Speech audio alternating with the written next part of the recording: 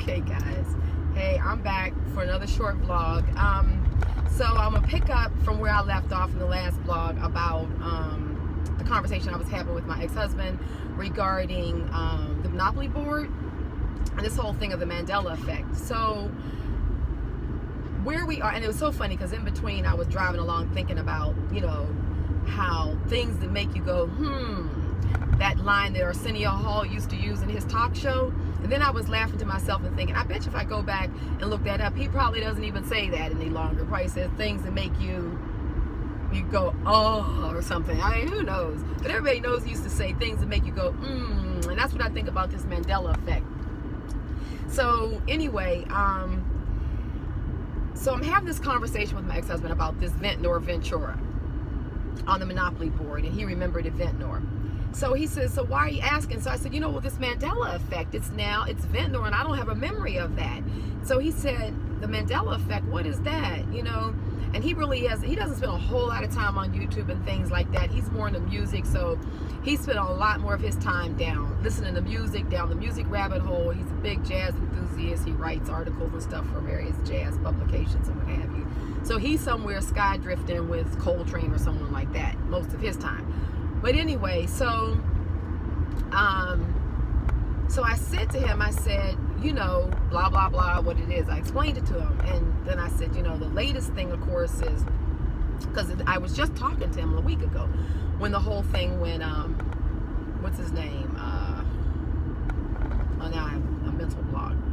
Mel Brooks and who just passed, Gene Wilder. So I said, because some people think this is the third time Gene Wilder's passed, and I definitely feel it's the second time. I remember him having passed before Gene Wilder, because I used to like Charlie, the Wonka, Chocolate Factory. So I remember thinking, oh wow, Gene Wilder's gone. And plus I liked him with Richard Pryor as well. And I remember him dying after Richard Pryor, and I'm thinking, oh wow, the team is gone. So I definitely have memories of Gene Wilder having passed before.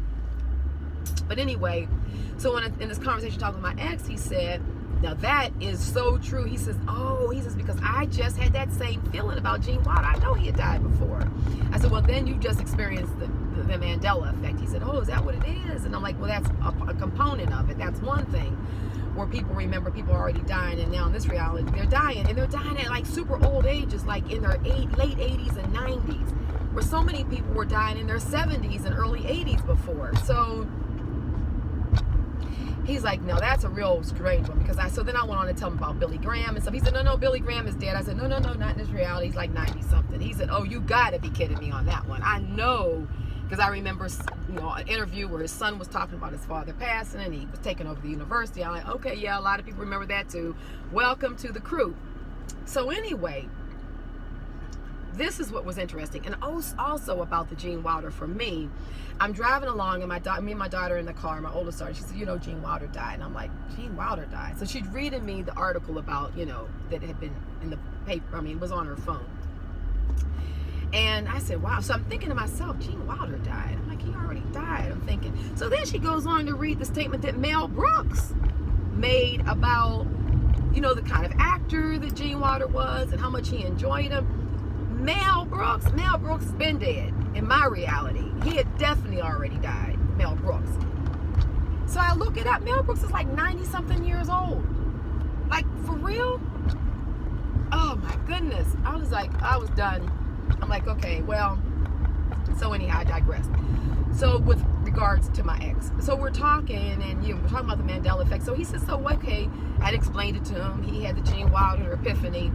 So he said, okay, so Mandela, how's that spelled? I said, like after Nelson Mandela, Mandela. He says, oh, Nelson Mandela, that's what's after. I said, yeah.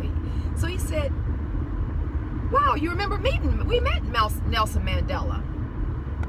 So we met Nelson Mandela. I said, no, Rob, we met Winnie. I remember we met Winnie Mandela when she had come to DC. She spoke at a church. Nelson was still in prison, and she was going around, doing some of his work. He said, yeah, we did that. But that was a couple of years earlier. After that, a couple of years later, I should say, we met Mandela. I'm like, he said, don't you remember that? He said, yeah, we were sitting in the audience to the left of the stage. You know, he was up there speaking about he had just been let out of prison. He was doing a world tour. Well, he's doing, and he came to a number of cities in the United States. In those days, I lived in Washington, D.C. So he'd come to the D.C. Convention Center. So he's giving me all these details. I'm like, no. He said, yeah, you have no memory of that. I have zero memory. And it's like, yeah, no. I said, are you sure? He said, yes, Robin. He said, you even shook the man's hand. And I remember standing there smiling, thinking, wow, we're meeting this iconic, legendary Nelson Mandela, and we're shaking his hand. This is a part of history for us. And I thought, he said, so I'm really quizzing him because, guys, no memory, zero, absolutely zero memory of meeting Nelson Mandela. And I've waited almost 2 weeks to do this video because I've really been soul searching and really trying to get to the bottom of this.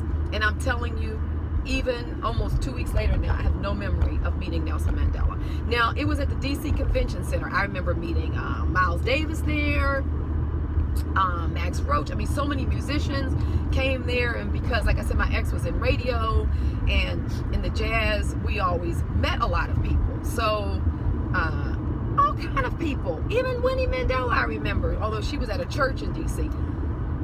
So I'm familiar with the convention center. I'm familiar going there and seeing people and all that. So I said, okay, what stands out in your memory that makes you know that we did these? Well, first of all, we were holding hands. The kids weren't with us. We only had our oldest daughter. At the time, now looking back and doing the thing, I was pregnant with my son. So he said we were standing in line. We had to stand in line a long time to get in the convention center. Then when we met Mandela, it was like a receiving line. So we had to stand in this long line and wait to meet him. And I remember thinking, wow, you know, because I don't like to stand in lines. That's what he's saying. So he said, I'm thinking I would only stand in line for people like Nelson Mandela, blah, blah, blah, people like that. So he said we stood in this long line. So you and I are talking. We're anticipating meeting this man, and of course this was pre-cell phone days and all that, so we didn't take pictures or anything. So now this is the strangest Mandela effect for me because I'm spending this time, you know, down the Mandela rabbit hole. I have a lot of memories like a lot of you guys do. I really believe that this is a true and pure phenomenon. I have such vivid memories of so many other things. Now, wouldn't I be the one who doesn't remember? I mean, the person who was in that line, the Robin that was in that line with my then husband, talking and laughing and joking, and met Mandela, has definitely split off because zero memory of having met Nelson Mandela. So I'm sure there are a lot of you out there starting to have these same type of phenomena where you're with people in your life, your significant others, your kids, you know, and they have memories, and now you're realizing you have and huge memories, like a huge one. That's like you would remember meeting a Nelson Mandela. That's like meeting Kennedy or meeting Martin Luther King. I mean, these are people you do not forget meeting. And I mean, I got a memory like not to be believed. Now, do I get stories wrong? Yeah. Do I remember things differently than other people I'm with? Sure. But I think that's a part of the Mandela effect more so now than all of us just having these poor memories or, you know, the telephone phenomena or something like that. So anyway, wanted to throw that one out there. Want to stimulate some conversation around those. Those are significant experiences that, you know, that where there was a cutoff point, a diversion point, a separation of the time continuum. Something happened that I've split off from that memory. So, all right, peace and love to you guys. I'm gonna sign off on this one, and I'll be back with others. Take care and have a blessed day. Bye-bye.